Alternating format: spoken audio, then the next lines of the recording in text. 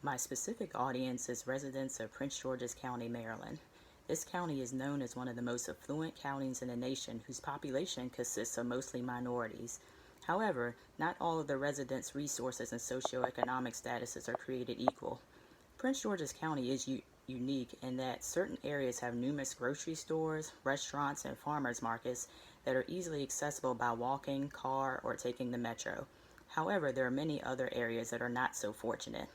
Some of these areas do not have close food establishments or access to metro to get to those establishments. A car is required in these areas. For example, I have 3 grocery stores and numerous restaurants 1 to 2 miles from where I live. However, if I just drive 5 miles down the highway, I will enter a more rural part of the county where a car is required to get any food. Some residents also have the challenges of consuming healthful meals in their home environment for reasons such as family not liking healthful foods, not having the knowledge to cook healthful foods, and believing that healthy foods are not tasty or economical. The goal of my program is to empower residents in battling or preventing chronic disease through nutrition through classes, discussions, interactive activities, and cooking demonstrations.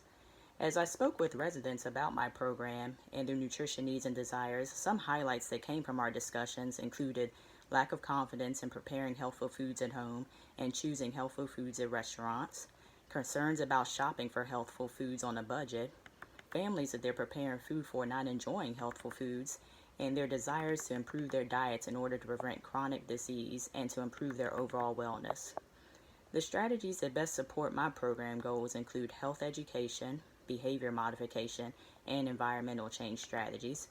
When thinking about the socio-ecological model in regards to my program, the individual and interpersonal levels definitely come to mind. My program is designed for the students to succeed at the individual and interpersonal level with their newfound knowledge and confidence. While the organizational, community, and policy levels are valuable levels to consider, my program is not designed to change those levels. Rather, it's designed to give the individuals the tools they need to succeed within those levels. For instance, all of the restaurants I mentioned in my neighborhood are always busy and are not going anywhere anytime soon. However, my program can give the students the confidence to choose healthier options at these restaurants or elect to cook at home more often instead. Health education and behavior modification are 2 strategies that go hand in hand. Health education is necessary in my program because the students need to know the relationship between nutrition and chronic disease. As they learn about this relationship, we will also discuss behavior modification. For instance, we can discuss ideas such as having a meatless meal at least once a week, portion sizes, resisting the urge to order takeout or go to the restaurant too often, in advance meal preparation as a way to deter themselves from ordering out more often, having 1 fruit or vegetable with every meal, or any other ideas that would be useful. Each behavior modification will be gradual, measurable, attainable, and not overwhelming. The program will be heavily dialogue-based with a goal of the students having a sense of camaraderie around each other as they fulfill their goals of implementing better nutrition goals and overall wellness. Environmental change strategies is the 3rd strategy that comes to mind with my program. I think of an environment as anywhere where you can be an influence or the environment can influence you, such as your home, your school, workplace, or just being out and about. Home can be a challenging environment if your kitchen is not equipped with easy to work with ingredients and appliances, and your family is not very supportive of healthful eating. Schools and workplaces can also be challenging environments as they often have a combination of healthful and not so healthful food options.